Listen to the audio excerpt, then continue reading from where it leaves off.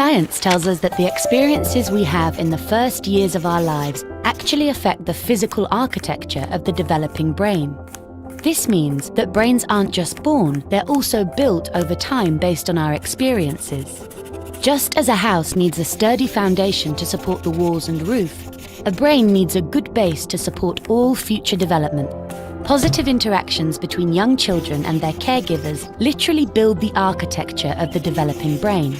Building a sturdy foundation in the earliest years provides a good base for a lifetime of good mental function and better overall health. So just how is a solid brain foundation built and maintained in a developing child? One way is through what brain experts call serve and return interactions. Imagine a tennis match between a caregiver and a child, but instead of hitting a ball back and forth across a net, various forms of communication pass between the two, from eye contact to touch, from singing to simple games like peekaboo. These interactions, repeated throughout a young person's developing years, are the bricks that build a healthy foundation for all future development.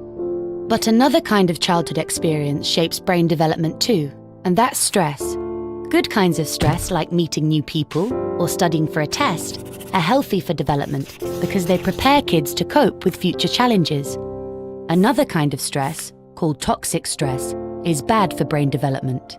If a child is exposed to serious ongoing hardships like abuse and neglect, and he has no other caregiver in his life to provide support, the basic structures of his developing brain may be damaged. Without a sturdy foundation to properly support future development, he is at risk for a lifetime of health problems, development issues, even addiction. It's possible to fix some of the damage of toxic stress later on, but it's easier, more effective, and less expensive to build solid brain architecture in the first place. One of the things building sturdy brain architecture supports is the development of basic emotional and social skills, an important group of skills which scientists call executive function and self-regulation, can be thought of like air traffic control in the child's mental airspace. Think of a young child's brain as the control tower at a busy airport, all those planes landing and taking off, and all of the support systems on the ground simultaneously demand the controller's attention to avoid a crash.